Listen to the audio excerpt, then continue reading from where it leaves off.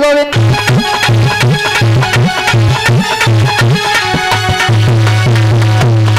धरती और गगन में अब तक, धरती और गगन में अब तक जिसका जलवा कायम है, जिसने कभी न झुकना सीखा उसका नाम मुलायम है, जिसने कभी न झुकना सीखा उसका नाम मुलायम है।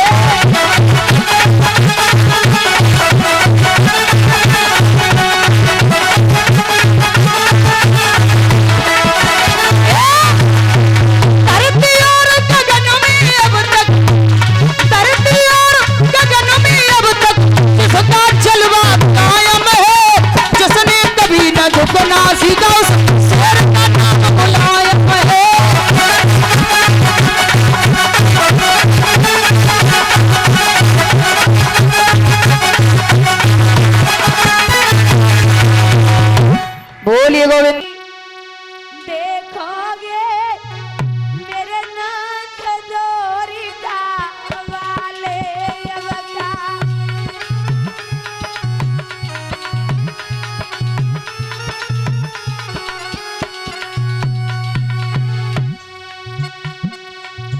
बड़ी सभा में बिना तेरे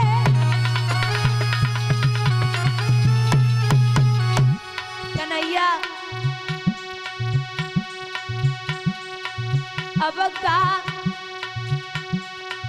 बेन के छीर बिछाओगे मेरे नाथ द्वारिका वाले।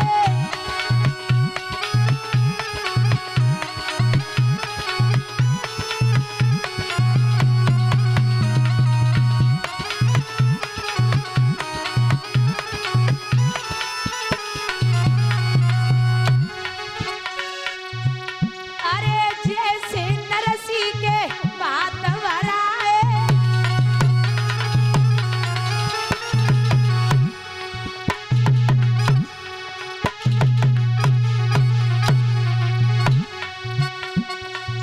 अब काशी आने कर पाओगे मेरे नाथ द्वारिका वाले।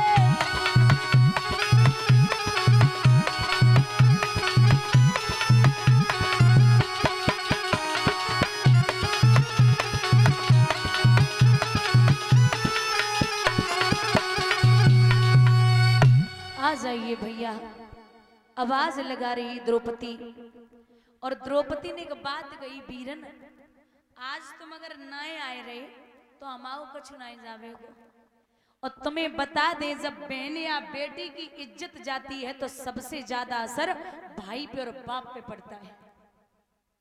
और मैं आपकी बहन हूं, और शायद आपको याद न हो तो मैं याद दिला दूं गोविंद, एक समय आपकी उंगली कटी थी, आपकी 1000 पटरानियां कपड़ा और पट्टी लेने के लिए भागी थी, लेकिन मैंने अपनी नई साड़ी को फाड़ करके आपकी उंगली में बांध दिया था। उस साड़ी का बदला दे जाइए माधव, अगर आप नहीं आए तो मेरे 2 पैसे की हो जाएगी।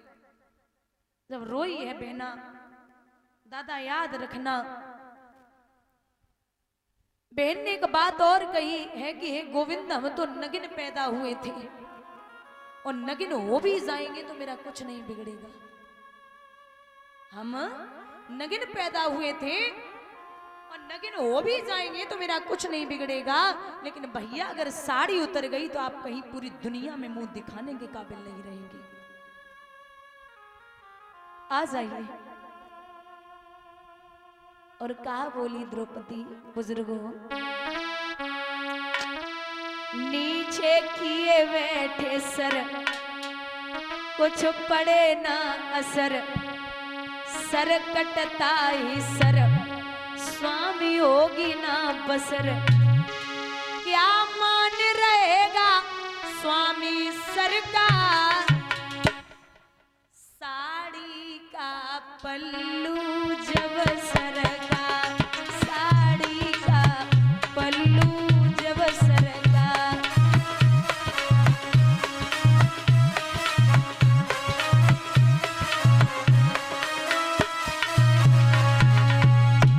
कन्हैया खींच लाया 2 सास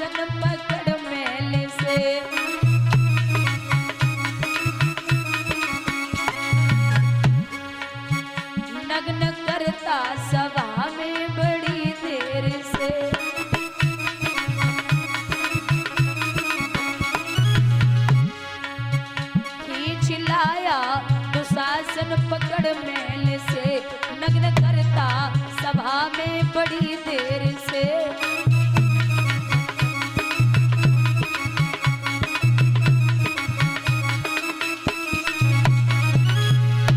क्या मान रहेगा स्वामी सरकार, साड़ी का पल्लू जब सरका।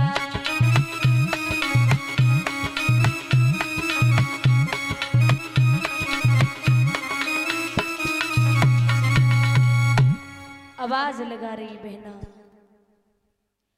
भगवान के कानों में आवाज पहुंची। प्रभु द्वारिका नगरी में दादा पीठ फेर के रो रहे थे। पीठ फेर के जब गोविंद रोए तो रुक्मणी भोजन लेके पहुंची। भगवान को हिचकी आई, रो रहे थे तो रुक्मणी ने पूछा क्या बात है माधव, आज आप रो रहे हैं, किसी पे कोई संकट है क्या? बोले हाँ, आज हमारी बहना बड़ी तकलीफ में है। तो आप यहाँ बैठे बैठे क्या कर रहे? अरे आप जाइए ना। तो भगवान आज आंखों में आंसू लेके बोले कि रुक्मणी चला तो जाऊंगा, लेकिन वो क्या है ना, दुशासन साड़ी को खींच रहा है, उसने साड़ी दोनों हाथों से पकड़ रखी है। तो बोले अगर साड़ी छोड़ दी तो मैं जरूर जाऊंगा, क्योंकि उसे अभी पता है कि उसके हाथों में भी सामर्थ्य है। उसे पता है कि हाथों में भी सामर्थ्य है, तो जब तक ये नहीं छोड़ेगी तब तक मैं नहीं जाऊंगा। महाराज दुशासन साड़ी को बराबर खींच रहा।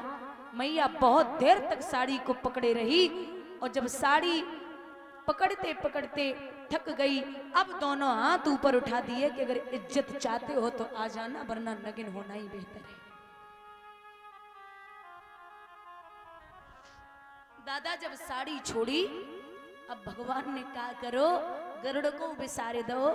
तालियों का साथ देते हुए कन्हैया नंगे पाँव नोधाए सवरिया, नंगे पाँव नोधाए।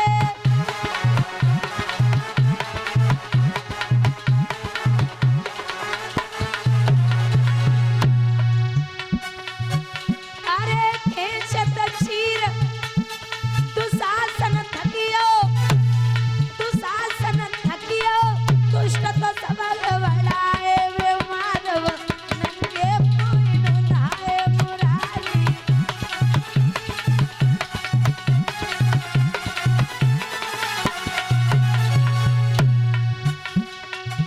अरे हसनापुर की भरी सभा में, भरी सभा में बिना के चीर मराए कन्हैया, नंगे पाँव नोधाए मुरारी।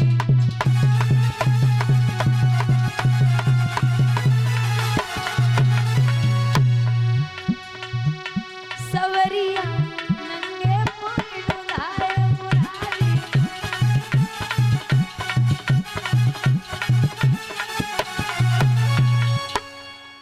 भगवान ने जाय के चीर को बढ़ायो। दुशासन खींचते खींचते थक गया, जमीन पे गिर पड़ा। समझ गए पांडवा कि आज फिर आए कि भगवान ने हमारी लाज को बचा लियो, क्योंकि दादा भगवान हमेशा धर्म का साथ देते थे, धर्म के कभी विरुद्ध नहीं गए। और एक बात और बता दूं, पूरे महाभारत में भगवान ने राजनीति के अलावा दूसरा काम नहीं किया। पूरे महाभारत में भगवान ने राजनीति के अलावा दूसरा काम ही नहीं किया। हर जगह बस यही सोचते थे कि पांडवों की जीत कैसे होगी, क्योंकि पांडव भी धर्म के विरुद्ध कभी नहीं गए। ऐसे थे माधव। और पांडवों पर कहर टूट रहा है। एक समय कर्ण और दुर्योधन बैठे हैं, आपस में बातें हो रही हैं तो दुर्योधन कर्ण से बोला है कि भैया पांडवों का बाल भी बांका नहीं हो रहा और कौरव मरते जा रहे हैं। और सबसे बड़ी बात मैं आभार व्यक्त करना चाहूंगी कि आप लोग इतनी शांति से बैठे हैं। एक बार जोरदार तालियां खुद के लिए बजा लो। मैं दिल से आभार व्यक्त करती हूँ कि इतनी शांति में आप बैठे हो। तो मेरा भी कथा बोलने में बड़ा मन लग रहा है। औजार चार इधर चार उधर, फिर उनको भी बस इस कान से सुन रहे इससे निकाल दे तो मेरा भी मन नहीं लगता। और कथा में कभी कभी चेहरे पे स्माइल होनी भी चाहिए, हंसी होनी चाहिए, जो पता चले आप ठीक ठाक हैं। अब कछु तो ऐसे मुंह लटकाए बैठे जो लग रही पिटके आए है ना, तो चेहरे पे थोड़ी सी मुस्कुराहट होनी चाहिए बराबर।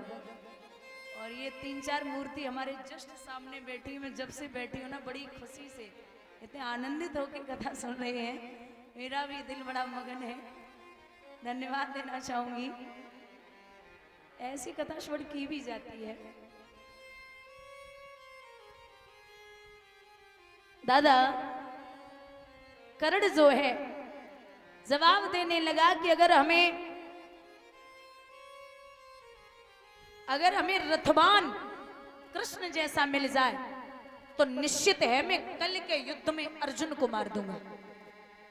रथवान कैसा हो?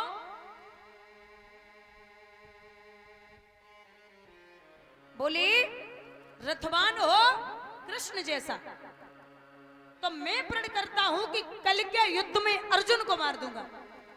अब जब बताओ भैया रथवान कन्हैया जैसो कहां धरो है?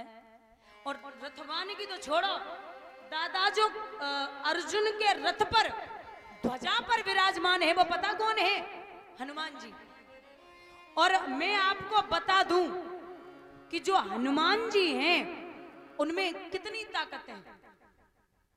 10,000 हाथियों में जितना बल होता है उतना बल एक दिग्गज में होता है, दिशा के हाथी में। और जितना बल 10,000 दिग्गजों में होता है उतना बल एक इंद्र के ऐरावत में होता है। और जितना बल 10,000 ऐरावतों में होता है उतना बल एक इंद्र में होता है। और जितना बल 10,000 इंद्रों में होता है उतना बल हनुमान जी की सबसे छोटी वाली उंगली में है। बोलिए गोविंद भगवान की। इतने वीर हैं, तो अब बताइए जब इतना बलवान रथ की ध्वजा पर बैठा हो तो उनको हराने वाला कौन होगा? और हनुमान जी तो ऐसे थे, इतने बड़े बलवान थे दादा। एक समय की बात है, एक उदाहरण देती हूं। एक समय अर्जुन कदली बंसी